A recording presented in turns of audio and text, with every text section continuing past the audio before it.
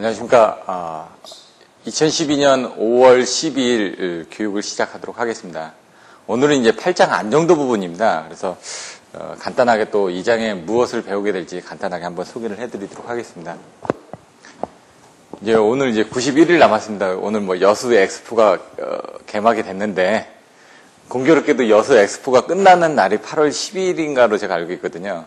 그래서 8월 12일이 저희가 또 시험 보는 날로 알고 있습니다. 그래서 이제 딱 91일 남았으니까 이제 딱 3달 남았습니다. 3달 동안 열심히 하시면은 또 좋은 결과가 있으리라고 생각이 되고요. 지금 오늘 배우시게 되는 그 안정도 부분도 그 시험에 자주 나오는 항목이기 때문에 결코 간과해서는 안 될 부분입니다. 그래서 내용을 살펴보시면 8장 안정도에는 첫 번째 챕터의 개요, 두 번째 정태 안정도, 과도 안정도, 회전체 운동 방정식, 그리고 등면접법, 단단법, 안정도 향상 대책 이렇게 나와 있습니다. 근데 이제 안정도 향상 대책 같은 것도 뭐 25점짜리로 많이 나왔던 부분이고요.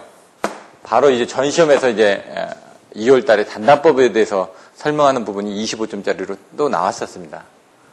그리고 뭐 정태 안정도, 과도 안정도 부분에서 과도 안정도에 대한 해석 방법이 이렇게 되어 있다고 되어 있는데 그만큼 중요하다는 얘기죠. 그래서 여러분들이 이제 첫 번째 안정도의 개요에서는 안정도가 무엇인지, 예를 들어 안정도가 무엇인지, 탈조가 뭔지 이런 내용들을 배우시게 될 겁니다. 근데 여기서 이제 안정도 개요를 나누다 보면은 뭐 여러 가지가 있습니다. 뭐 여러분들이 이제 공부를 하시다 보면은 전압도 있고 전류도 있고 전력도 있고 뭐 전력량도 있고 이런 식으로 나눠듯이 이 안정도도 사실상 나눠지게 되면은 위상각 안정도하고 전압 안정도, 또 위상각 안정도에서 나눠지는 부분이 여기 나와 있는 것처럼 정태, 그다음에 동태, 과도 이런 식으로 나눠집니다. 근데 지금 사실 8장 송배전공학 8장에서는 여기에 관련된 위상각 안정도 부분에 대해서만 설명을 하고 있고요. 전압 안정도 부분에 대해서는 그 전에 설명을 안 했는데 최근에 나와 있는 책에서는 예제 8-8에 전압 안정도에 대해서 잠깐 언급을 했습니다. 근데 이제 이 부분은 전력계통공학에서 별도로 또 다뤄집니다. 전력계통공학의 9장에서. 하지만 여기서 이제 간단하게 그런 내용을 설명을 드릴 테니까 나중에 요 안정도 향상 대책의 마지막에서 그런 내용을 설명드릴 테니까 참조를 하시면 될 것 같고요. 그 다음에 이제 정태 안정도가 무엇인지. 근데 이제 동태 부분은 이제 빠졌습니다. 정태 다음에 이제 과도 부분이 나오는데 정태하고 이제 과도 안정도에 대한 정의가 어떻게 되는 거고 이런 것들을 어떻게 해석을 해야 되는지 이런 내용들이 나오게 됩니다. 그래서 그걸 이제 해석하기 위한 기본적인 방법으로 해가지고 회전체 운동 방정식을 이용해서 이제 동요 방정식 등을 이용을 해가지고 안정도를 이제 해석하기 위한 수식을 세우게 됩니다. 물론 요 사이에 이제 정태 안정도에 보시면은 뭐 일기 무한대 계통에 대한 벡터도라든가 아니면 무한대 모선이 뭔지 이런 내용들이 또 언급이 됩니다. 그래서 그 부분은 이따 살펴보도록 하고요. 그 다음에 이제 과도 안정도를 해석하기 위한 방법에서 등면접법하고 단단법하고 이제 전력계통공학에 가면은 이제 에너지 함수법이라고 이런 법들이 책에 나와 있습니다. 하지만 여기선 나와 있지 않기 때문에 여러분들이 이 부분은 정확하게 알고 넘어가셔야 되고 전력계통공학에서 에너지 함수법에 대해서 추가적으로 더 배우시면 될 것 같습니다. 그리고 이제 안정도를 향상하기 위한 대책들이 있다. 그럼 대책이 무엇이 있는지. 뭐 저희가 그전에 외울 때는 뭐 리전 충익기 저는 이런 식으로 외웠었는데 이건 기타, 리액턴스 감소, 전압 격상, 전압 승합 뭐 이런 식으로 충격의 저감, 계통해주는 충격의 저감, 입출력 평형화, 발전기 입출력 평형화다. 그럼 이런 내용들을 이해하시기 위해서는 이런 동요 방정식을 정확하게 이해를 해주셔야지만 나중에 안정도 향상 대책에서 이런 부분들이 뭘 의미하는지.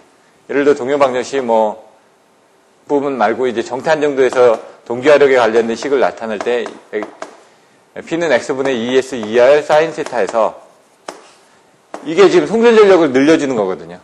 그건 이제 안정도를 향상시키기 위한 대책에서는 이 X 값을 어떻게 감소를 해주게 되면 이 송전 용량이 늘어나니까 안정도가 향상이 된다는 얘기입니다. 그런 내용들을 이 수식 하나 가지고 이제 설명을 하게 되는 겁니다. 전압을 승합한다. 우리나라는 정전압 통전 방식이기 때문에 1.0, 1.0이지만 이 부분을 이렇게 승합을 한다. 그럼 마찬가지로 얘도 커지겠죠.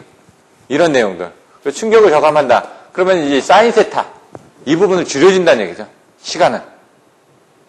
빨리 차단을 해주는 거니까 고장 시간을 이제 줄여준다는 얘기고, 입출력 평형화 같은 경우는 이제 여기 있는 동요 방정식에서 n분의 오메가, pi, pn에서 이걸 평형화 해줌으로 인해 가지고 어떤 충격을 줄여준다는 얘기고요. 기타 같은 경우는 여기에 보시면 FH, 리액턴스 감소 같은 거는 단단복직 기회 이렇게 옵니다.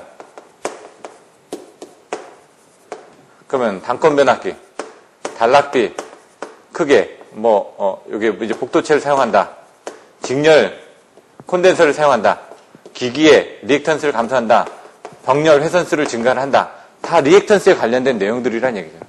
이런 식으로 여러분들이 나중에 보시면 리전, 충, 입기 이런 식으로 자기만의 키워드를, 어떤 거는 리전 입기로 리전 충입만 보시는 데도 있고 리전 입기만 보시는 데도 있고, 이제 그 답안지에 따라서 5개로 나눠서 쓰시는 분들도 있고 4개로 나눠서 쓰시는 분들도 있습니다. 근데 요 안에 들어가는 내용들은 거의 비슷합니다. 전압을 승합을 한다든가, 승합을 하기 위해서 승합, 소공여자 방식. 그래서 저는 승속중을 해왔었는데, 승합을 시키거나 소공여자 방식을 사용하거나, 그 다음에 중간조상 방식을 사용하거나, 충격을 저감하기 위한 부분이 뭐가 있냐 이거죠. 보호계전기, 보호계전기 고속도로 차단한다 이거죠. 시간을 줄이기 위해서 고속도 제페로 방식을 사용한다.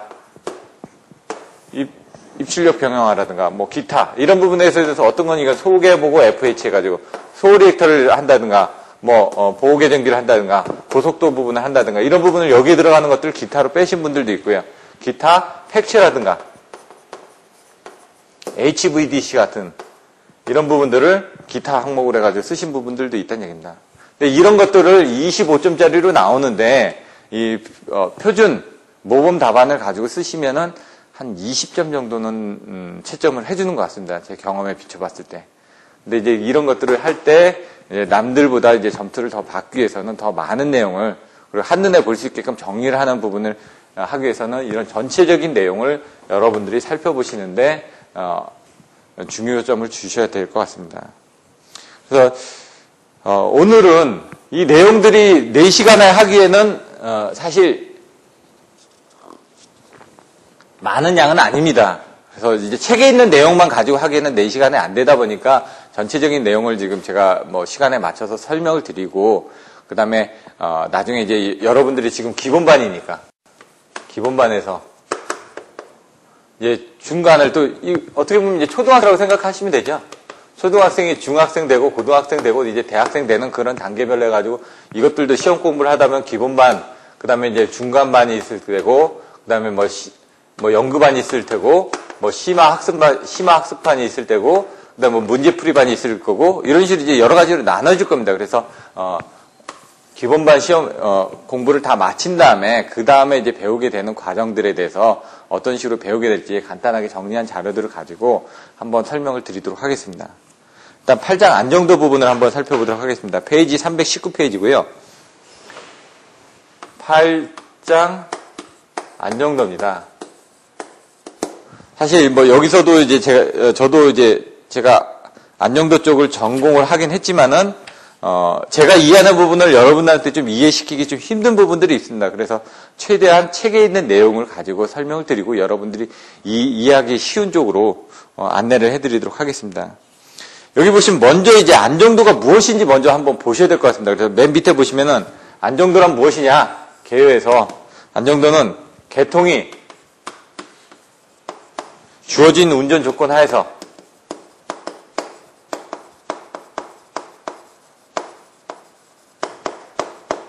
안정하게 운전을 계속 할 수 있는지 여부를 판단하는 것. 여부를 판정하는 것.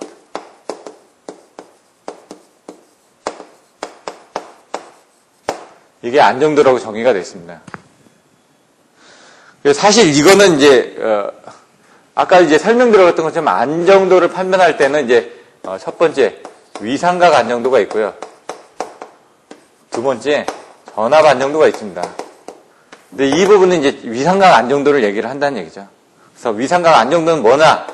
여기 보시면은 발전기의 동기 운전의 여부를 확인하는 겁니다. 안정 여부를 판단하는데 위상각 안정도는 동기 운전, 위상이 같이 운전하는지 여부를 판단하겠다는 얘기고요. 전압 안정도는 이제 사실 전압 안정도 같은 것도 얘는 이제 사고가 났을 때 한전에서 전원을 공급하고 사고 지점에서 사고가 나가지고 위상차가 많이 난다는 얘기죠. 그러면 발전기가 빨리 그 위상차를 쫓아가서 그 사고 전력을 충분하게 송전 전력을 공급을 해줄 수 있느냐, 쫓아갈 수 있느냐 그 여부를 보는 거고요. 전압 안정도는 사고가 안 나더라도 국지적으로 예를 들어 뭐 전압이 떨어진다든가 아니면 무효 전력이 많이 흘러진다든가 아니면 전류의 변동이 많아진다든가 사고가 아님에도 발생할 수 있는 부분에 대한 안정도가 이제 전압 안정도가 되겠습니다. 그래서 전압 안정도 같은 경우는 전압 붕괴에 대한 유무를 논하는 거죠. 전압이 떨어짐으로 해가지고 안정도가 파괴될 수 있는 부분을. 나중에 보시면 이제 VP 해가지고 PV 컨트롤 해가지고 이렇게 이제 그림을 그립니다. 그래서 한 지점에 대해서는 전압이 P 값에서 전압이 2번 존재하는데 우리가 요 정도 요 영역에서는 안정을 할 수가 있는데 여기서 이제 각이 떨어지게 되면은 송전 전력은 증가가 돼도 전압은 떨어져 있습니다. 이렇게 밑에 부분에 대해서. 그래서 전압이 붕괴된다는 얘기죠. 그래서 이게 옛날에 보시면은 미국과 캐나다 사이에서 정전이 일어났던 이런 부분들이 무효 전력 때문에 전압이 붕괴가 되면서 이렇게 미국이 있으면 이후에 캐나다가 있죠. 미국이 있고 여기서 이제 전압이 붕괴가 되면서 이제 전부 다 셧다운이 돼가지고 뉴욕 대전쟁이 일어났던 그런 부분들. 왜냐면 여기서 전압이 떨어지다 보니까 여기 전압은 다 같이 걸려있지 않습니까? 사고가 난 건 아니고 이쪽에서 전압이 떨어지다 보니까 전압이 전체적으로 떨어져가지고 이런 식으로 이제 붕괴가 됐던 그런 사례들이 있습니다. 그래서 이런 부분에 대한 것들이 다시 또 문제로 또 나올 수도 있기 때문에 그런 때는 이런 사례에 대해서 뭐 설명하라 그러면 전압 안정도에 대해서 설명을 해주시면 되는 거고요. 그래서 이런 내용들을 여러분들이 정확하게 이해하고 넘어가셔야 될 것 같습니다. 그래서 위상각 안정도에서 이제 판단을 할 때 아까 설명드렸던 건 위상각에서는 정태, 동태, 과도, 안정도 3개로 나눠진다. 그럼 이게 무엇인지 이제 설명을 드릴 겁니다. 이 뒤에 뭐 정태 안정도가 뭐고 과도 안정도가 뭐고 이 내용들이 자세히 나와 있으니까요. 그 다음 페이지에. 근데 그 전에 먼저 이제 탈조라는 게 뭔지. 안정도라는 거는 이렇게 안정하게 유지를 하는 거, 동기를 유지한다. 여러분들이 이렇게 생각을 하시면 됩니다. 그럼 탈조가 무엇일까요? 스텝 아웃이라고 하는데 스텝 바이 스텝 해가지고 천천히 나가다 아웃, 바깥으로 나가버렸다는 얘기죠. 동기를 벗어났다는 얘기입니다. 그 내용이 어떻게 되어 있냐. 여기 보시면은 안정도에 의해서 송전선로의 임피던스라든지 송수전 양단에 설치된 기기의 임피던스에 의해서 그 어떤 한계가 가해진다는 얘기입니다. 근데 양단에 접속된 동기기와 유도기 전력 간의 위상차 각이 점점 벌어져서 90도 이상으로 되었을 경우는 양기 간의 동기를 유지할 수 없게 된다. 아까 얘기한 것처럼 위상각 안정도에서는 동기운전 여부를 확 한다고 그랬는데 탈조는 뭐다? 그 동기운전을 하지 못한다는 얘기입니다. 탈조는. 동기운전을 불가 상태를 탈조라고 하는데 그 내용이 나와 있다는 얘기죠. 그래서 밑에 보시면 동기기 간의 위상차가 너무 벌어져서 동기를 유지할 수 없게 되는 현상. 예? 동기를 유지할 수 없는 현상이 탈조라는 얘기입니다. 그래서 여러분들이 8-1 안정도의 개요에 대해서는 안정도가 정의가 무엇인지, 안정도의 종류가 뭐가 있는지, 그 다음에 탈조가 무엇인지 이런 부분을 알고 넘어가셔야 될 것 같고요. 그러면 이제 안정도에 대해서 배우셨으니까 그 위상각 안정도의 정태, 동태, 과도 안정도가 무엇인지는 그 다음 장에 나온다는 얘기죠. 그래서 맨 밑에 보시면은 1번, 2번, 3번 해가지고 정태 안정도가 있고 동태 안정도가 있고 과도 안정도의 3가지로 나눠진다라고 설명이 되어 있습니다. 이거는 뭐다? 위상각 안정도다 이런 겁니다. 이번 송대전공학에서는 이 위상각 안정도를 주로 해서 다룰 겁니다. 네, 전압 안정도도 말미에 간단하게 설명이 나와 있으니까 그때 참조를 하시면 될 것 같고요. 그 다음에 20페이지로 가서 보시면은 이제 정태 안정도가 무엇인지, 그 다음에 동태 안정도가 무엇인지, 과도 안정도가 무엇인지 이런 부분에 대해서 설명이 나옵니다. 그럼 정태 안정도가 무엇인지 한번 살펴보도록 하겠습니다. 정태 안정도란 정상적인 운전 상태에서 서서히 부하를 증가했을 경우 안정을 지속할 수 있는 여부를 판단하는 것이다 이거죠. 이건 정리니까 정상적인 상태라는 얘기입니다. 움직이고 있다는 얘기입니다. 뭔가 약간의 미소 변화 이상의, 얘는 이제 미소 변화지만 얘는 변화 부분이 미소 변화 이상 움직인다는 얘기죠. 얘는 이렇게 있으면 여기서 정상적인 상태에서 약간 이렇게 움직이는 부분이 있지만 얘는 이런 식으로 이렇게 움직인다는 얘기죠. 조금. 근데 얘는 뭐냐? 과도죠. 과도니까 이렇게 가다 갑자기 이렇게 크게 움직인다는 얘기입니다. 이 과도 부분이 이제 사고시가 될 테고요. 얘는 정상적인 상태 부분이 되는 거죠. 그러면 정상적인 상태에서 사고시로 넘어갔을 때 얼마나 다시 이렇게 정상적인 상태로 돌아올 수 있는지 여부를 판단하는 것들이 이제 안정도 판별법이 되겠죠. 그래서 우리는 어디에 대해서 주안점을 둔다? 사고가 났을 때 다시 정상적인 상태로 돌아오기 위한 부분은 판단을 하다 보니까 저기에서 보셨던 것처럼 8-5, 8-6에서 여기서 과도 안정도의 향상법에서 등면접법하고 단단법 그리고 에너지 함수법 이런 것들에 대해서 여러분들이 살펴보게 된다는 얘기입니다. 그래서 이런 정의를 정확하게 알고 넘어가시면 될 것 같습니다. 밑에 보신 부하가 갑자기 크게 변동하다는 듯이 사고가 발생해서 계통에 커다란 충격을 주었을 경우에도 동기를 유지하면서 안정적으로 운영할 수 있는 여부를 보는 게 과도 안정도다. 그럼 과도 안정도 뭐냐? 부하가 크게 변동. 부하 변동. 부하가 크게 변동하거나 뭐라고요? 1번, 2번. 사고 발생. 그래서 정태, 동태, 과도에서 이렇게 그림을 그려가지고 여러분들 이해하시면 어려운 내용은 없을 겁니다. 그리고 이제 그때 극한 전력을 과도 극한 전력, 이때 극한 전력을 정태 안정 극한 전력이라고 한다라고 되어 있습니다. 근데 이런 것들은 여기 보시는 것처럼 얘는 정태 상태에서 움직이는 건 이렇게 조금씩 움직입니다. 그러니까 선형화해서 계산을 할 수 있기 때문에 이건 선형 미분 방정식 등을 이용해서 나중에 해석을 하게 됩니다. 얘는 순식간에 변동을 하죠. 그래서 얘 같은 경우는 이제 비선형 미분 방정식으로 해석을 하게 됩니다. 이런 것들을 해석하는 방법과 이런 것들을 해석하는 방법에는 종류들이 여러 가지가 있는데요. 이 책에는 나와 있지는 않지만 여러분들 나중에 전력계통공학을 보면 나와 있습니다. 얘 같은 경우는 뭐라고요? 상차각을 이용해서 보는 방법들이 있습니다. 그리고 자코비안 행렬들을 이용해서 전력조류 계산을 했던 자코비안 행렬, 그리고 이제 주파수 응답법이라든가, 그리고 고유가법이라든가, 그리고 시간 영역 해석이라든가, 뭐 그 외에도 여러 가지가 있지만 이런 것들이 있습니다. 이거 딱 보시면은 얘는 자동대회에 나와 있는 그런 용어들입니다. 자동대회에서 나왔던 그런 해석 방법들을 이용해서 여러분들이 해석을 한다는 얘기입니다. 근데 비선형 부분이 되게 되면은 이런 부분을 해석하는 부분에 대해서 수치적분을 한다든가, 물론 여기서도 수치적분을 합니다. 네, 수치적분법을 사용한다든가, 아니면 리아-푸노브법,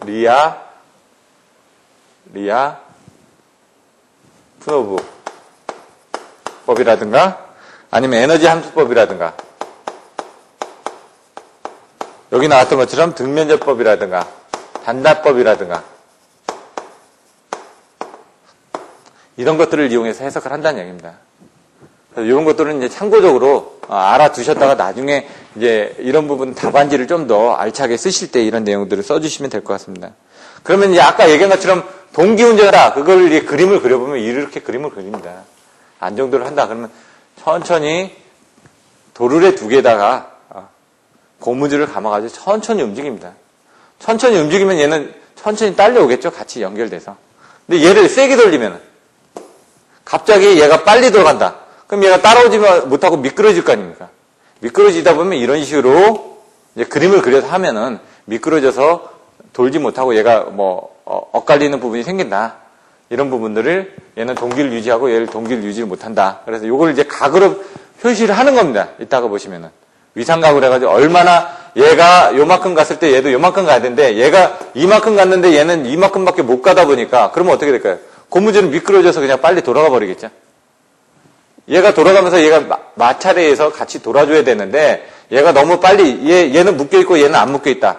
그럼 얘 묶여있는 상태에서 빨리 돌아버리면 얘가 도는 속도가 느리기 때문에 얘 부분은 빨리 돌아서 연결되어 있는 이 실이나 고무줄 같은 거는 꼬여버릴 수가 있다는 얘기입니다. 그래서 요거를 유지를 하는 부분을 가지고 이제 동기운전을 한다, 못한다를 이제 그림으로 그려서 표시를 하고도 있습니다. 나중에 보시면은 요거를 이런 식으로 이제 그림을 그려 놓습니다. 그래서 그림을 정태안정, 극한전력을 이렇게 봤을 때 90도까지 봤을 때 우리가 이제 여기 부분은 이제 안정 영역, 여기는 불안정 영역이라 하는데 그거를 이쪽으로 넘어가면 위험하니까 위험하지 않게끔 하기 위해서 요거를 2분의 1 정도 부하가 사인 30도니까 얘가 30에서 40도 정도에서 운전을 하게 됩니다. 그래서 그런 내용들이 밑에 나와 있습니다. 일반적으로 계통에서 사고가 발생하더라도 급격한 부하 변동이 일어나더라도 송전을 안정하게 계속할 수 있게끔 운전 상태를 여기 있는 극한 전력값 이하로 낮춰서 운전을 해야 된다. 그래서 여기 이제 전력 상차각 곡선에 대한 부분이 이따가 설명이 나오겠지만 그래서 전력 상차각은 어느 정도 여유를 가지게 돼서 요만큼의 여유를 가지기 위해서 2분의 1 정도 정태 안정 극한 전력의 2분의 1 정도로 운전하기 위해서 30도에서 40도 정도에서 운전을 하게 되면 된다는 얘기입니다. 그게 사인 30도가 2분의 1이기 때문에 그 정도로 운전을 한다는 얘기입니다. 그런데 이거는 정태시에서 운전하는 부분인데 이게 전압을 저희가 빨리 올려주고 내려주고 할 수 있는 부분이 없었다는 얘기입니다. 정태에서. 이제 동태 부분에 대해서는 이런 부분에 대한 효과를 고려할 때 어떤 부분에 대한 효과가 들어갔느냐 보시면은 자동전압 조정기가 설치되고 응답 속도가 상당히 느렸고 그 다음에 응답 불담대도 컸기 때문에 안정도 부분을 볼 때 이런 동태 안정도 부분을 무시를 하고 넘어왔었습니다. 근데 이제 최근에 와서는 고성능의 AVR이 개발이 되면서 정태시 및 과동시에 이 AVR이 안정도에 미치는 제어 효과를 무시할 수 없게 됐다 이거죠. 그전에는 여기 보시는 것처럼 정태 안정도하고 과도 안정도만 해석을 했었는데 왜냐면 이 중간에 있는 부분에 대해서는 효과는 무시를 했다는 얘기입니다. 근데 여기서 AVR이라든가 여러 가지 소극여자 방식에 의해서 이쪽으로 넘어갈 때 이런 부분에 대한 효과도 급격하게 영향을 미치다 보니까 이 부분을 고려하지 않을 수가 없게 됐다는 얘기입니다. 그래서 책에는 보시면 정태 안정도, 과대 안정도만 나왔지만 정의를 분류를 할 때는 정태 안정도, 동태 안정도, 과도 안정도를 따로따로 분리를 해가지고 볼 수밖에 없다는 얘기입니다. 그래도 실질적으로는 해석하는 방법에 대해서는 정태하고 과도식만 해석을 많이 하고 있다는 얘기입니다. 그래서 여기에서도 이런 동태 부분을 고려하고 여기에서도 이런 동태 부분을 고려하는 부분이 있다 보니까 무엇을 고려를 했느냐? 정태 안정도, 동태 안정도란 여기 나와 있는 것처럼 고성능의 AVR 그리고 조속기, 제어 효과 등을 고려해가지고 나중에 이 밑에 보시면 동태 안정도를 추가해서 안정도 문제를 취급하고 있다는 얘기입니다. 그래서 나중에 그림 8-1에 보시면 안정도를 이제 분류를 했습니다. 안정도를. 이 수식에서 보시면 얘도 안정도를 뭐로 분류를 했냐면은 정태 안정도하고 뭐라고요? 과도 안정도 두 개만 분리를 했다는 얘기입니다. 왜? 동태는 무시를 해왔기 때문에. 근데 여기서 이제 동태 부분도 고성능 AVR이라든가 조속기에 대한 효과들이 커지다 보니까 무시를 못하게 됐다는 얘기죠. 그래서 정태 쪽에도 이런 동태를 고려하고 과도 쪽에서 이런 동태를 고려했다는 얘기입니다. 그래서 여기 두 가지로 이렇게 나눠져 있는데 정태 부분은 뭐로? 고유 정태. 근데 이게 동태를 고려한 동쪽 정체. 동태 안정도를 고려했다는 얘기입니다. 정태 안정도에다 동태 안정도를 고려해가지고 하는 부분이 하나가 더 늘어났다는 얘기입니다. 여기도 보시면 과도 안정도도 고유 과도 안정도가 나오겠죠? 고유한 상태에서 과도 안정도를 봤는데 여기 상태에서도 과도 안정도 상에서도 동태 부분을 고려했다는 얘기입니다. 그래서 밑에 보시면 동적 과도 안정도를 고려했다는 얘기입니다. 그래서 크게 정태, 과도 안정도로 나눠지는데 거기에 이제 동태 안정도를 고려한 부분들이 각각에 이렇게 들어가 있다라는 부분을 여러분들이 이해를 하시면 될 것 같습니다. 그래서 실질적으로 안정도는 위상각 안정도, 그리고 전압 안정도, 그리고 그 위상각 안정도를 나눌 때 정태 안정도, 동태 안정도, 과도 안정도로 나눠진데 이 동태 안정도는 이런 효과를 고려했던 부분이고 그 다음에 정태, 과도 안정도 상의 이런 동적 요소가 들어가서 안정도를 분류하고 있다. 라는 이런 개요 부분을 여러분들이 정확하게 알고 계시고, 그 다음에 바로 이제 정태 안정도로 들어가겠습니다. 그럼 정태 안정도는 정상적인 상태에선 부분인데, 여기서 이제 고유 정태하고 이제 동적 정태가 또 나눠지겠죠. 하지만 이제 고유 정태 안정도에 대해서 먼저 알아보시고, 일기 무한대 계통이 어떻게 되는지, 또 이런 내용들에 대해서 알아보도록 하겠습니다. 그래서, 책에 있는 내용들을 보실 때 전체적인, 요약 부분을 딱 보시고 컨셉을 어떻게 잡아서 공부를 하실지 그런 부분이 중요합니다. 그래서 그런 내용들을 이제 초기에 시작하기 전에 제가 전체적인 내용을 한번 요약을 해드리니까 그 내용을 위주로 해가지고 여러분들이 이 장에서는 어떤 내용들을 배우시게 되는지 머릿속에 좀 집어넣고 공부를 하시면은 많이 도움이 될 것 같습니다. 이제 두 번째 8-2번 정태 안정도입니다. 정태 안정도는 정상적인 운전 상태에서 동기 운전 여부를 판단한다고 그랬죠. 그래서 책의 페이지 321페이지 보시면 정태 안정도란 정상 운전 상태에서 완만하게 발전기 출력을 증가시켰을 경우 그 출력을 증가시킬 수 있는가 하는 것을 논의한다 이거죠. 근데 여기 보시면은 엄밀하게는 AVR이라든가 조속기 동작 특성까지 고려해야 하겠지만 아까 얘기한 것처럼 동적 뭐라고요? 정태 안정도까지도 고려를 해줘야 되겠지만 편의상 이들을 일체 무시하고 고유 정태 안정도만 고려해 보겠다라는 얘기입니다. 그럼 그 고유 정태 안정도를 고려하기 위해서는 어떤 식으로 이제 봐야 되느냐? 근데 여기 보시면은 아까처럼 그 동기운전의 여부를 판단한다고 그랬습니다. 동기운전 여부 판단 위상각 안정도에서 그럼 이제 동기운전을 하기 위한 이 세타 부분을 판단하는데 그 부분을 저희가 아까 앞에서 전력 원선도 부분에서 배웠습니다. 이제 보시면 송수전에 대한 전력 원선도 부분인데 이렇게 그림을 그려놔가지고 여기 송전단, 수전단 이렇게 되어 있습니다. 이 322페이지 보시면은 그럼 송전단에 대한 부분하고 수전단에 대한 부분이 있는데 얘 부분이 이렇게 벌어지고 얘 부분이 이렇게 벌어지면서 공급할 수 있는 부분이 어느 정도 한계 부분이 있다는 얘기입니다. 이 한계 부분이 있고 여기 부분이 한계 부분이 있을 거라는 얘기입니다. 요 세타각 부분을 이제 보는데 얘가 공급해 줄 수 있는 양하고 얘가 받아들일 수 있는 양하고 이 부분이 어느 범위를 벗어나게 되면 줄어들겠죠. 얘가 이렇게 줄어들면 얘가 이 P값인데 얘가 이 각에서 이쪽으로 줄어들게 되면 얘가 한계 부분이 되겠죠. 얘도 이런 부분이 한계 부분이 될 테고 그 이상은 P값을 공급을 못하니까 얘가 공급해 줄 수 있는 P값하고 얘가 받아들일 수 있는 P값이 있는데 얘가 이쪽으로 벌어지게 되면 얘는 P값이 점점 줄어들겠죠.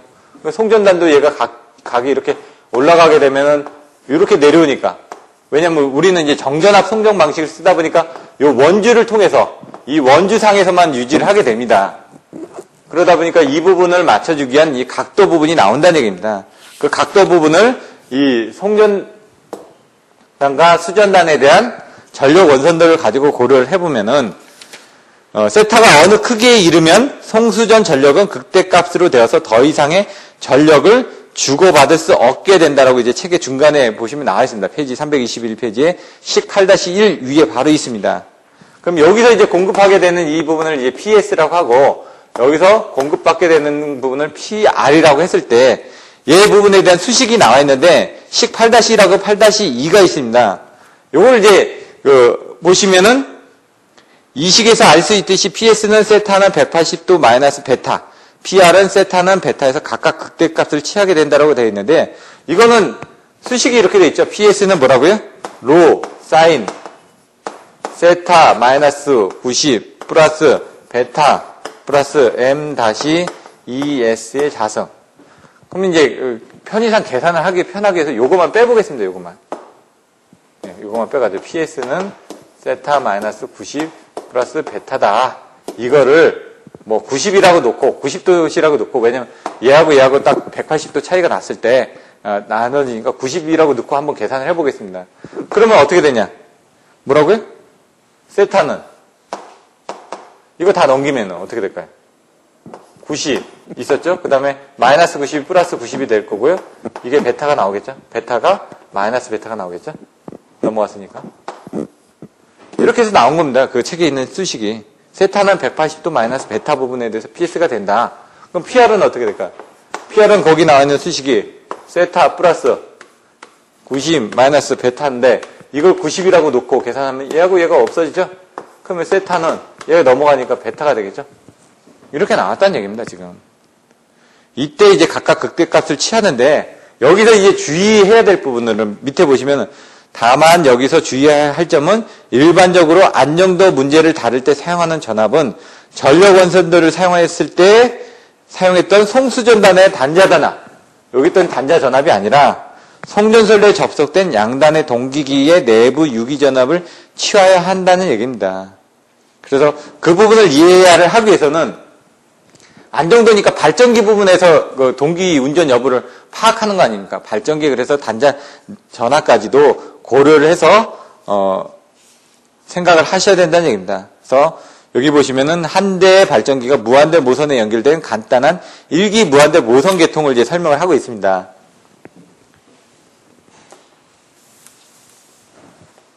그럼 일기 무한대 계통이 뭔지, 먼저 무한대 모선이 뭔지, 이건 중요합니다. 10점짜리로도 문의를 하고 25점짜리를 해가지고 무한대 모선에 대한 벡터도를 그리고 설명하시오. 아니면은 비돌극기의 출력식을 벡터도로 설명을 하시오. 이런 내용들이 나옵니다. 여기서는 이제 무한대 모선이 뭔지 정의를 1, 2, 3, 4로 한번 나눠보겠습니다. 이 부분은 반드시 여러분들 외우고 계셔야 됩니다. 뭐라고요? 첫 번째, 내부 임피던스가 0이다.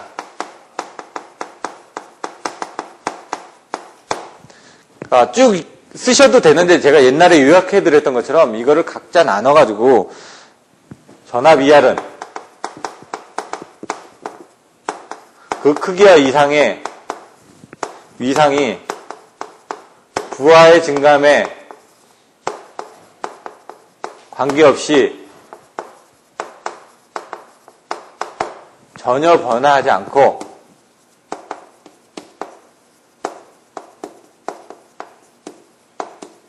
그 다음에 극히 큰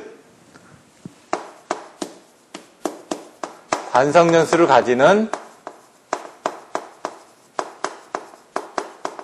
용량 무한대의 전원을 말한다. 그래서 이렇게 무한대 모선에 대한 정의를 전체적으로 그냥 쓰시려면 힘든데 이걸 1, 2, 3, 4가 내부 임피던스가 0이다.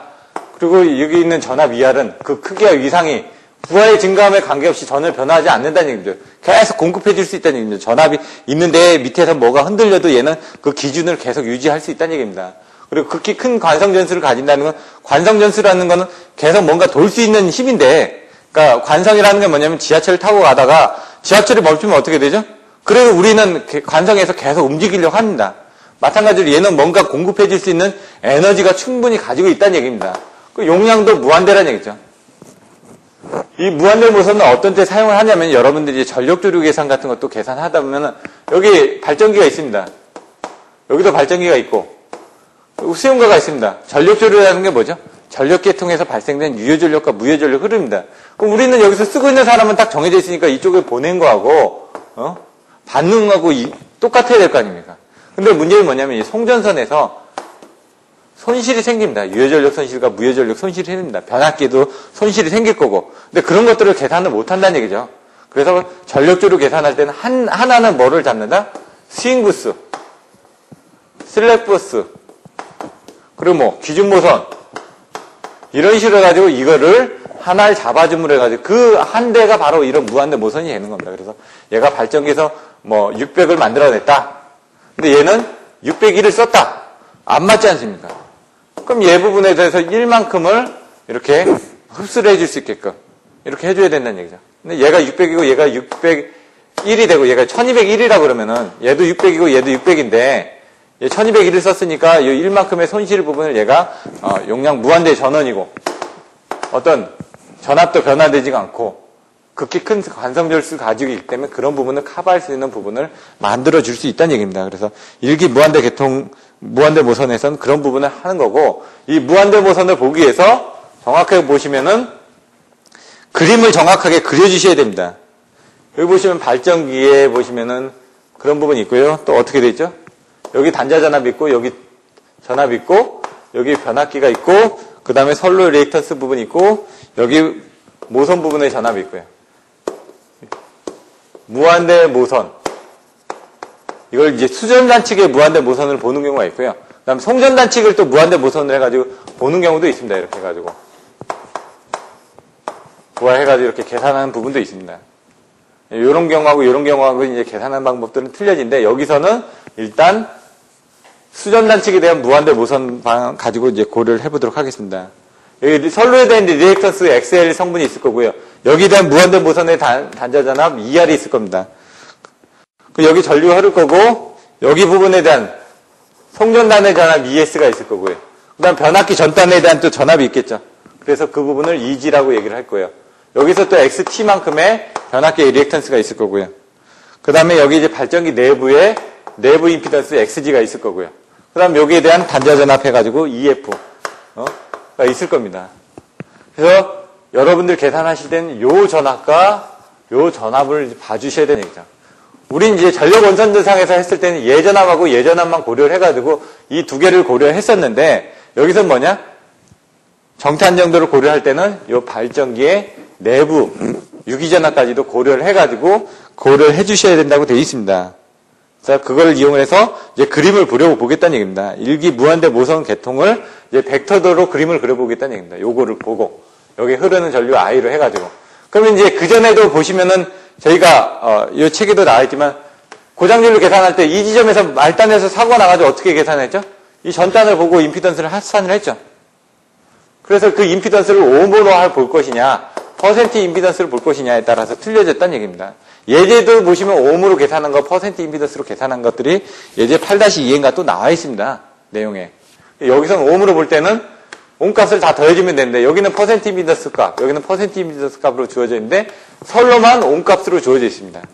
그래서 옴으로 계산할 때는 이 부분을 다 옴값으로 계산한 다음에, 어디? 여기에 대한 전압값으로 이걸 다 환산을 해줘야 되겠죠? 다. 환산을 해줘야 되니까 귀찮았다는 얘기입니다. 근데 퍼센트 임피던스 값으로 계산할 때는 여기 퍼센트 임피던스, 여기 퍼센트 임피던스는 그냥 다 더해주고, 여기에 대한 옴값만 퍼센트 임피던스 값으로 바꿔준 다음에 더해줘가지고 그냥 계산하면 되니까 편했다 이거죠. 그래서 그 부분에 대한 것들을 뒤에서도 또 한 번 더 살펴보실 수가 있습니다. 근데 이거를 이제 그림을 가지고 벡터들을 한번 그려보겠다는 얘기입니다. 먼저 여기부터 전압을 그리면 ER 있겠죠. 여기 ER. ER.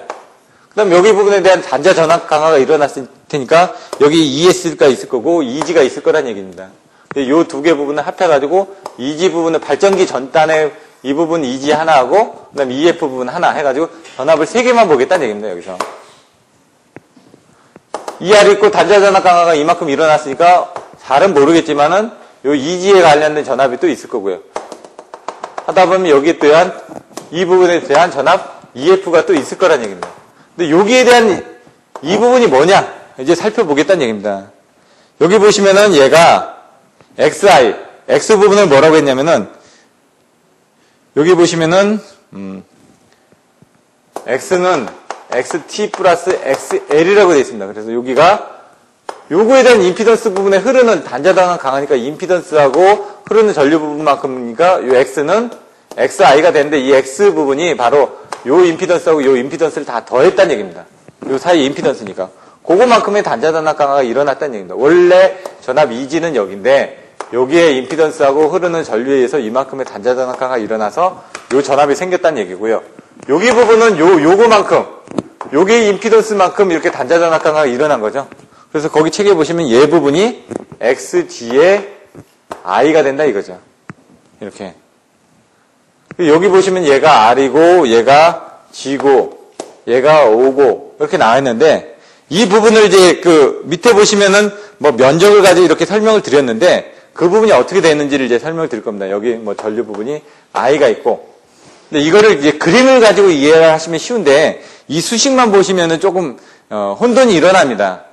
그래서 그, 수식을 가지고 설명을 하면서 이 그림에 어떤 부분이 해당이 되는지 그런 부분을 같이 한번 설명을 드리도록 하겠습니다. 먼저 여기 보시면은 P는 ER에 i의 코사인 파이라고 정의가 됐습니다. 여기 부분이 파이가 뭐냐? 여기 역률각이 됩니다. 전압과 전류에 대한 사이의 각이니까 얘가 역률각이 되겠죠. 그리고 얘하고 얘하고는 전압하고 전압 차이의 각이니까 부하각이 되겠죠. 부하. 전압 상차각이 될 수도 있고 부하각이 되겠죠. 이렇게.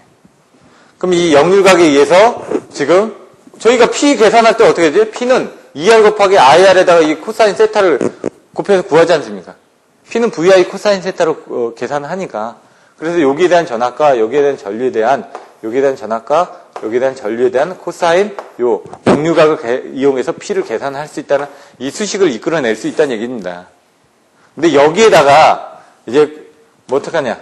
여기 나왔던 것처럼 여기 요 XG하고 요 전체에 대한 X. 여기 지금 XG고 여기 X 아닙니까? XG 플러스 X를 여기도 XG 플러스 X를 1분의 1을 곱합니다.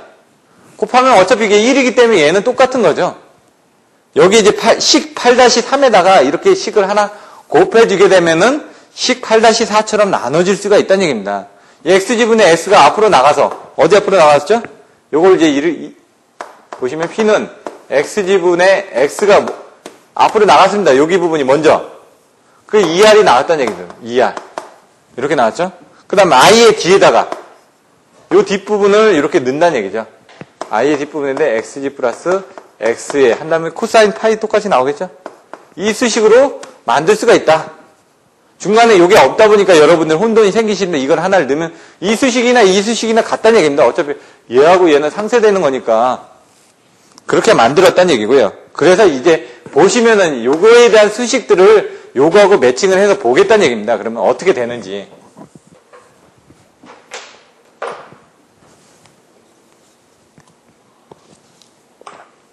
그림으로 그려보시면 어렵지는 않은데 이게 좀 매칭이 안 되셔가지고 그렇거든요. 그러면 여기 나와 있는 것처럼 XG 플러스 X에 곱하기 I는 그림에서 보는 것과 같이 RG다 이거죠. XG 플러스 X에 I니까 여기 뭐죠? 여기 부분이죠. 얘 부분이 어디다? X하고 XG에다가 여기 흐르는 I니까 요만큼이 된다는 얘기죠. 요게 뭐다? RG가 된다는 얘기입니다. 이렇게. 그 내용이 나올 거예요. XG 플러스 X의 I 코사인 세타. 요거에다가 코사인 뭐예요? 파이가 됐죠? 요 파이만큼. 이렇게 되면 어떻게 되고요? 얘가 되죠? 여기 부분은, 이렇게 된 부분은 여기 부분이 된다는 얘기죠. 그리고 얘가 R의 다시라고 보면은, 얘가 R 다시의 G가 된다. 그 내용이 지금 식 8-4 밑에 나왔죠. 근데 이걸 왜 했냐? 사실 요걸 이제 계산하기가 힘드니까 요거는 이제 이렇게 해서 이렇게 면적을 볼 때, 저희가 봤을 때, 이게 사각형 아닙니까? 사각형이 얘를 딱 반으로 나누면 이제 삼각형이죠.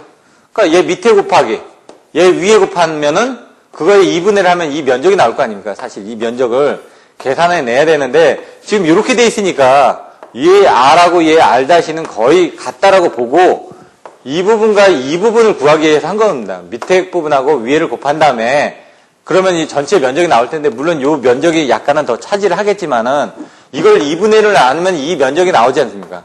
이 면적과 얘의 면적이 거의 같다라고 보고 계산하겠다는 얘기입니다, 지금.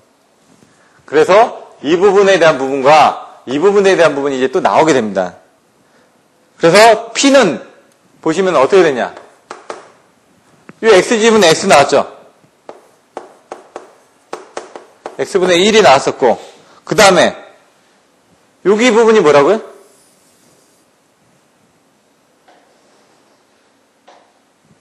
얘가 뭐죠? 2R이? 2R이 요거 아닙니까? 2R이. 요거하고 여기 부분은 어디라고요? 요거라고 해야겠죠. 그러니까 얘하고 얘를 곱했으니까 어떻게 될까요? 이 전체의 면적이 되는 거죠. 사각형의 면적. XG분의 X는 그대로 내려올 거고요. 그 사각형의 면적에다가 2분의 1을 해줘야지만 이 면적이 나올 거 아닙니까? 그래서 여기 보시면은 삼각형의 면적에다가 삼각형 ORG의 면적에다가 2배를 해준 게 된다는 얘기죠. 얘 부분은. 얘 부분은 삼각형의 면적에다 2배를 해준 게 얘 면적이 됐다라는 그런 내용이 나온 겁니다, 지금. 근데 이제 이 삼각형의 면적 부분을, 요 삼각형의 면적 부분을, 요거를 지금 이렇게 계산을 했는데, 요거를 이제 다시 또 계산을 해내겠다는 얘기입니다. 요거하고 요거에 대한 비율로 또 계산을 하시면은, 어떻게 될까요? 얘하고 얘를 곱하면은, 이렇게 되겠죠? 이렇게. 그러면은 어떻게 될까요? 그걸 또 2분의 1 하게 되면 얘 면적이 나오겠죠? 얘 곱하기 얘 한 다음에 그 면적을 2분의 1 하면 이 삼각형의 면적이 나오겠다는 얘기입니다. 그래서 이 삼각형의 면적을 이제 다른 식으로 표시를 하겠다는 얘기입니다. 계산식을 유추하기 위해서. 이 삼각형 ORJ 면적을 이제 밑으로 내려서 보시면은 한편 삼각형 ORJ 면적인데 그거에서는 아래서 이 OG로 내보낸 요 G 다시 이 부분을 가지고 계산을 했다는 얘기입니다. O-로 돼 있네, O-. 죄송합니다. O-로 이제 되어 있습니다. 그래서 삼각형 ORG는 이 부분은 어떻게 계산한다? 요거 곱하기 요거 한 다음에 그 값을 2분의 1로 나눠주면 이 면적이 된다 이거죠. 그래서 그 부분을 보시면은 삼각형 ORG는 어떻게 됐죠? 2분의 1로 나눠진다. 근데 어떤 부분이요? 요거하고 요거에 대한.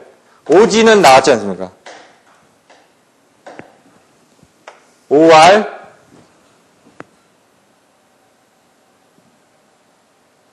여기 나왔던 이걸 그대로 썼네요. 지금 보시면 요게 OR의 부분이고 GR의 다시라고 되어 있습니다. OR은 뭐죠? OR은 이거고 GR은 어떻게 되죠? GR의 다시는 이겁니다.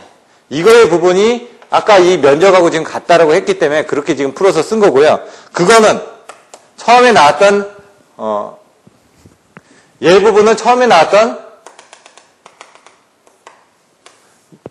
요거 부분하고 여기 부분은 무시한 여기 부분과 여기 부분을 곱한 그 면적이 이 삼각형 면적이라고 처음에 놓고 계산을 했습니다. 계산하기가 힘들었으니까. 그 다음에 이 옆면에 나와 있는 부분이 2분의 1 OG에 곱하기 RO에 다시라고 되어 있죠. OG는 뭐죠?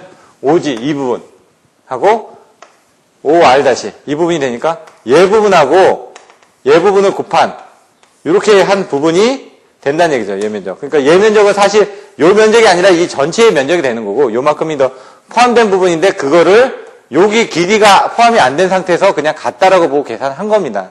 그래서 얘 부분을 이렇게 높이를 해가지고 요거나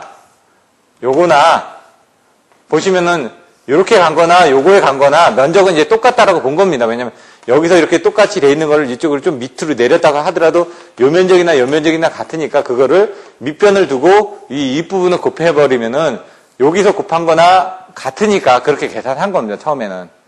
그래서 여기에 대한 면적이 들어갔다라는 부분이 아니라 요게 움직이면서 그 면적이 거의 맞아 떨어졌다는 얘기입니다. 지금. 그리고 여기서는 요거에 대한 면적과 요거에 대한 면적을 해서 요 삼각형 부분을 계산했으니까 여기에 대한 면적과 여기의 면적은 같다라고 이렇게 놓고 그 부분을 계산을 하게 되면은 2분의 1 나와 있는 것처럼 2분의 1에 EF, ER의 사인 세타가 된다는 얘기입니다. 그럼 그 부분이 삼각형 ORG가 여기서 이쪽으로 또 들어가야 되겠죠. 예? 그럼 여기 2분의 1 있고 여기 2 있으니까 이건 또 소거가 되겠죠. 그러면서 XG분의 이 P는 어떻게 되죠? 그러면은 XG 플러스 X분의 1에다가 EF, ER 사인 세타가 나오니까 곱하기 EF, ER 사인 세타가 나온다는 얘기죠. 여러분들이 계산하실 때 어떻게 되죠? P는 X분의 EF, ER 사인 세타. 안정도 계산할 때 이 수식을 쓰시죠. 이 수식이 이렇게 해서 나왔다는 얘기입니다, 지금. 결론적으로. 뒤에 보시면은 제가 설명을 조금 미흡하게 좀 해드렸는데, 보시면 그렇게 해가지고 324페이지 보면 18-7이 이와 같이 줄어든다는 얘기입니다. 근데 이 부분을 이제 전력 상차각 곡선이라고 얘기를 합니다, 이 부분을. 이 수식을 전력 상차각 곡선이라고 얘기합니다. 이 전력 나왔죠? 전압에 대한 상차각에 대한 것들로 나타나야 되는 곡선이라는 얘기입니다. 이렇게. 근데 이 X 부분은 아까처럼 XG하고 X 부분을 합해서 그냥 X라고 넣은 겁니다. 그래서 그 밑에 보시면 이렇게 돼 있고, 요거를 또 뭐 PM, 뭐 사인 세타를 가지고 얘를 아까 정태 한정도에서 그 정태 극한 전력으로 표시를 하기도 한다라는 내용들이 나와 있습니다. 중간에 보시면 페이지 324페이지 중간에 보시면 일기 무한대 계통에 있어서의 전력 상차각 특성을 나타내는 기본식이다. 이 수식이. 그래서 지금까지 안정도를 계산하면서 계속 P는 X분의 ES, ER 사인 세타 아니면 EF, ER 사인 세타 이렇게 설명을 드렸지 않습니까? 그게 바로 양단에 대한 전압과 임피던스 차이하고 거기에 대한 상차각을 가지고 전력에 대한 곡선을 표시를 할 수가 있다. 그런데 이제 우리나라는 이게 정전압 성정 방식을 쓰지 않습니까? 아까처럼 이 부분에 대해서 송전단하고 수전단하고 이렇게 있었을 때 전압이 항상 일정하게 어떻게 이 원주상을 쫓아갑니다. 전압이. 그렇기 때문에 얘는 이제 고정이 돼 있다는 얘기입니다. 얘는 고정이 돼 있기 때문에 아까 안정도에서 봤을 때 어떻게 돼 있었죠? 뭐 리액턴스를 이 부분을 감소를 해가지고 안정도를 키운다든가 했었죠. 그리고 우리가 보여줄 수 있는 부분이 X하고 이런 사인 세타 부분이 있을 텐데 이 X도 어떻게 되어 있습니까? 지금 저기서는 다 고정이 돼 있지 않습니까? 왜냐하면 발전기도 고정돼 있고 변압기도 고정돼 있고 선로도 딱 고정된 상태에서 안정도를 판별하고 있으니까 그래서 이런 부분도 안 본다는 얘기입니다. 그러면 볼 수 있는 건 뭐냐? 이 사인 세타가 있다는 얘기죠. 위상차를 얼마나 빨리 쫓아갈 수 있냐. 동기운전이라면서 우리가 사고가 났을 때 얼마나 빠른 시간 내에 위상을 쫓아가느냐에 따라서 전력을 송전할 수 있다라는 식으로 이제 여러분들이 보실 수 있다는 얘기입니다. 그래서 맨 밑에 보시면 그림 8-5에 보시면은 위에 보시면은 송전 전력은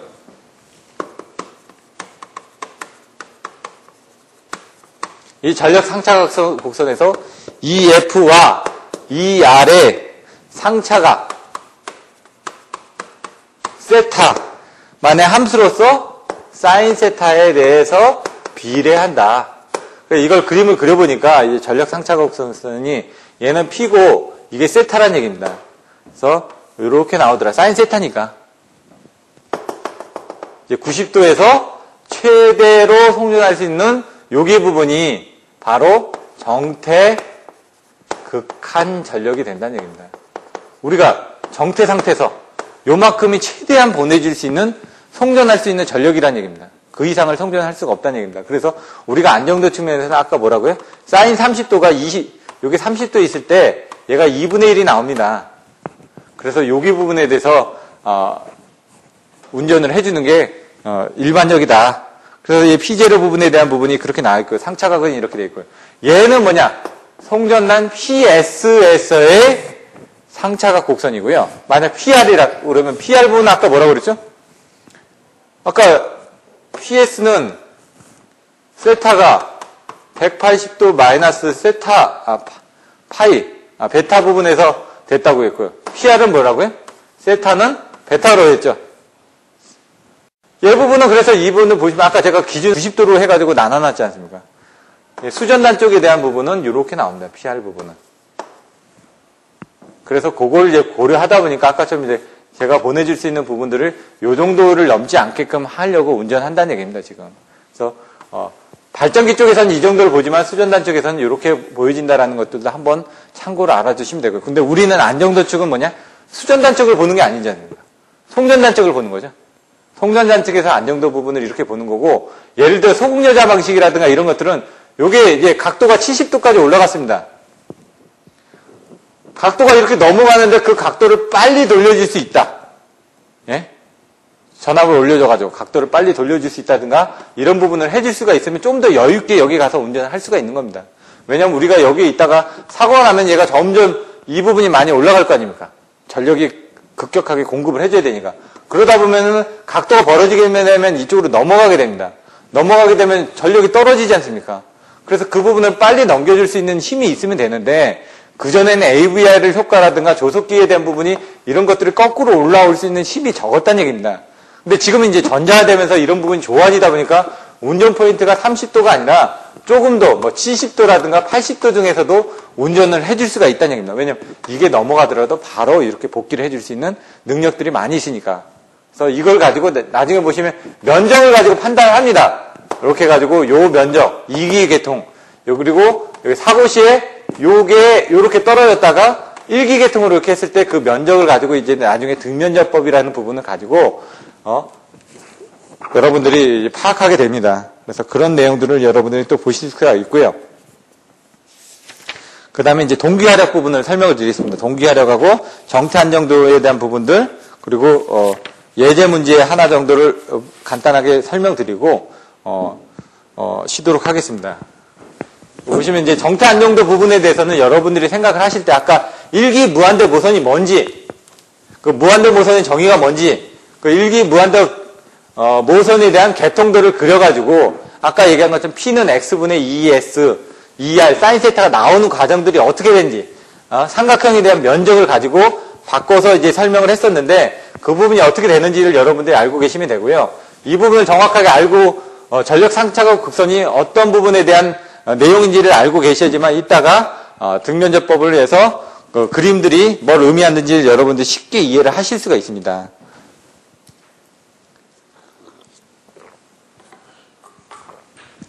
(8-2-2에) 보시면 동기화력이 나옵니다. 동기는 뭔지 아시겠죠? 아까처럼 위상을 같이 운전할 수 있는 부분, 동기를 맞춰서 운전할 수 있는 부분. 화력은 힘이란 얘기죠, 힘.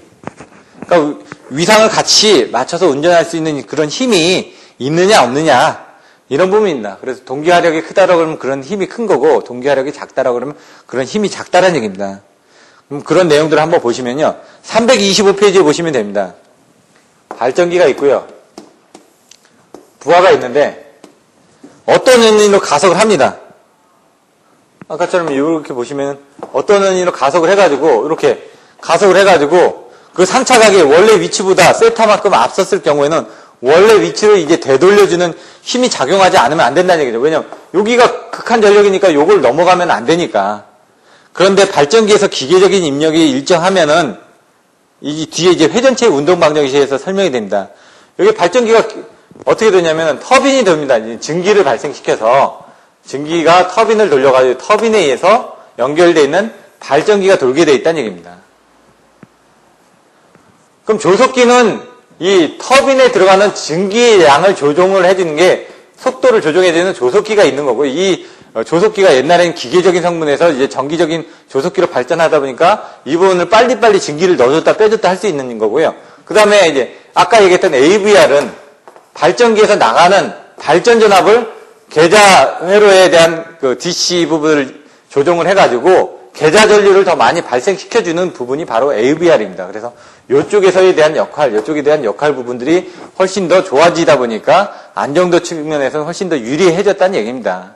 그래서 아까 얘기한 것처럼 정태하고 과도에서도 이런 동적 성분을 이제 여러분들이 고려해가지고 봤다는 얘기고요. 여기서 동기화력 부분은 발전기의 기계적인 입력이 일정하면, 이게 일정하면 어떻게 되죠? 세타가 증가했을 때 이 발전기의 출력 부분이 증가를 하지 않습니까? 그럼 이 출력 부분이 증가한 만큼을 운동에너지를 방출해가지고 발전기를 감속을 시켜준다 이거죠. 그래서 그렇게 하기 위해서는 여기 나와 있는 것처럼 dPg분의 d세타가 0보다 커야 된다. 그건 뭐냐? 얘가 요 용역에서는 요 기울기가 0보다 지금 크지 않습니까? 뭐라고 되어 있죠? 얘가 P죠. 얘가 세타죠. 위상각이죠. dPg.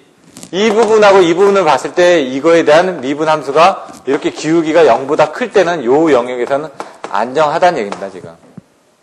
그 동기화력이 이런 영역에 있을 때는 내가 지금 공급할 수 있는 부분까지는 갈 수가 있으니까 안정하다는 얘기입니다. 근데 거꾸로 얘가 이런 식으로 해가지고 음수가 됐을 때 요 영역에서는 불안정하다는 얘기입니다. 왜냐면 내가 감소되고 있으니까 이쪽으로 돌아가야 줘야 되는데 못 돌아가고 있지 않습니까? 지금 밑으로 떨어지고 있으니까.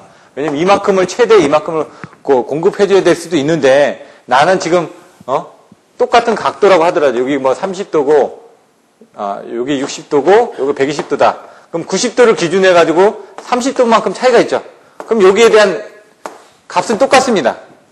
하지만 얘는 어떻게 할까? 올라가면서 더 공급해줄 수 있는 부분이고 얘는 각도가 더 벌어지게 되면 더 떨어지는 값이라는 얘기입니다. 그렇기 때문에 이 영역에서는 불안정하다는 얘기입니다. 그래서 동기운전을 하기 위해서는 이 부분이 커져야 된다는 것을 얘기를 하고 있다. 그래서 이 부분을 이렇게 해주는 이 부분을 이제 동기화력이라고 얘기를 한다. 그렇게 설명이 되어 있습니다. 그래서 동기화력이 큰 경우 계통의 외란이 발생하더라도 신속하게 평형 상태를 회복하지만 동기화력이 부족한 상태일 경우에는 상차각이 이렇게 부족하게 되면 상차각이 계속 벌어지죠. 그래서 동기를 유지하지 못한다는 거예요. 동기를 유지한다는 건 이 지점인데 어느 정도 이제 전류를 공급을 해줘야 되기 때문에 이 사인 세타 부분에 대해서 비례하다 보니까 탈조를 하게 된다는 얘기입니다. 다기계통에 대해서는 어떻게 하느냐? 325페이지 보시면. 근데 다기계통 같은 경우에는 여러 가지가 많다 보니까 지금 등면적거 같은 경우는 이기계통에서 대해서 해석하는 겁니다. 단단법 같은 경우는 이기계통의 이상인 다기계통에 대해서 해석을 하는 겁니다. 요거는. 근데 이거는 이제 간단하게 이제 그림을 그려가지고 해석하는 방법들이고요. 아까 처음에 설명드렸던 것처럼 과도 안정 상태에서 뭐라고요? 선형 미분 방정식을 이용하는 거하고 비선형 미분 방정식을 이용하는 것들인데 과도 상태에서는 미선형 미분 방정식을 이용해가지고 여러 가지 기법들을 사용을 했다는 얘기입니다. 여기서도 보시면은 식 8-9 밑에 보시면 각 발전기의 관성정수 등이 안정성에 영향을 미치기 때문에 일기 무한대 모성 계통처럼 간단하게 판정할 수가 없다는 얘기입니다. 그래, 행렬식을 이용하거나, 왜냐면 다기계통이니까 그런 요소들이 많으니까 행정식을 이용하거나 아니면 열린 미분 방정식을 풀어서 해석하는 방법밖에 없다.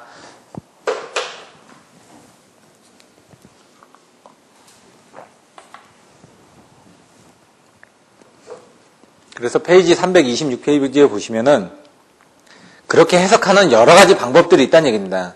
고유가법이 있고, 클라크법이 있고, 와그너법이 있고, 로법이 있고, 직접법이 있고, 이런 식으로 아까 그 비선형 미분 방정식을 이용해서 해석했던 그런 방법들이 아까 전력계통공학에서 나왔던 얘기 말고도 이런 방법들이 있다라는 얘기고요.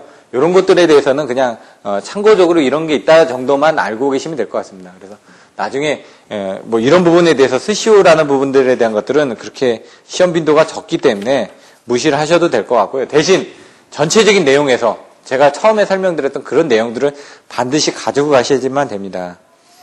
예제 8-1은 한번 참고해 보시면 될 것 같고요. 예제 8-2에서는 어떤 내용인지 한번 보시면 제가 요거는 다 풀어드리진 않고요. 어떻게 계산됐다라는 정도만 간단하게 설명을 드리겠습니다.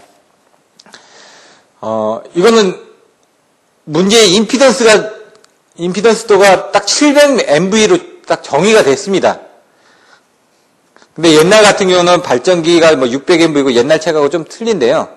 뭐 부하고 550MW고 이런 식으로 약간씩 내용들이 좀 틀렸습니다. 근데 지금 책들에 대해서는 이런 오타라든가 이런 것들은 좀 수정을 해놨더라고요. 그래서 여기 보시면 여기 계산한 건 온값으로 처음에 계산을 했다.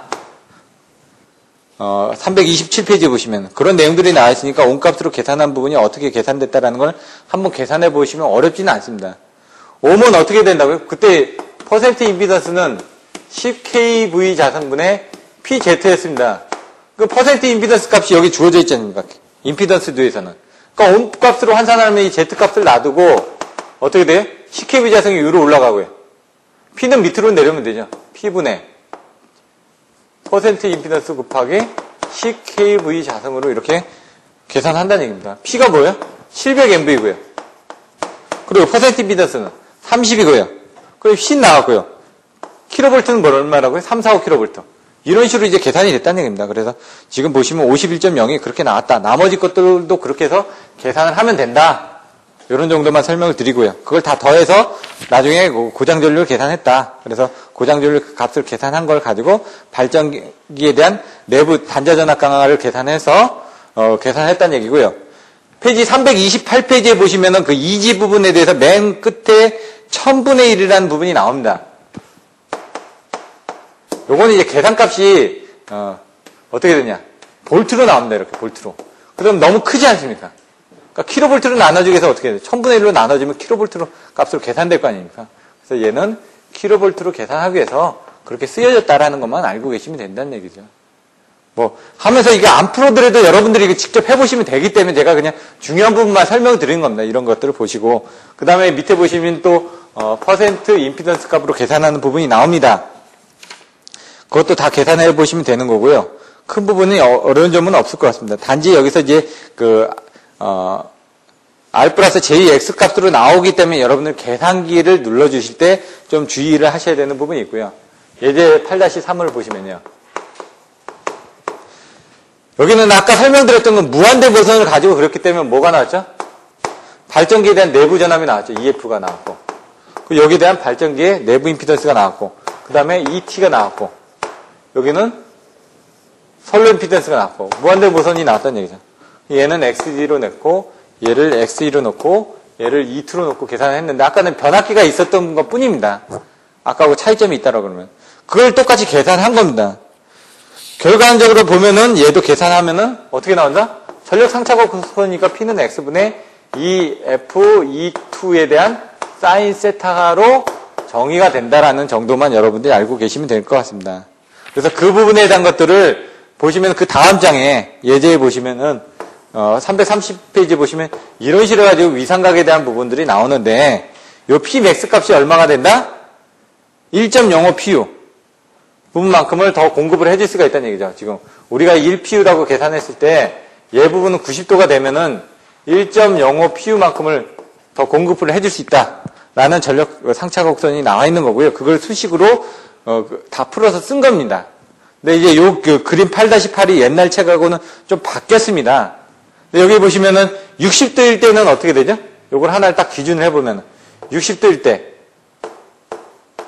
또 아까 설명한 것처럼 90에서 30도가 빠졌으니까 90에서 30도가 더 들어가면 120도겠죠.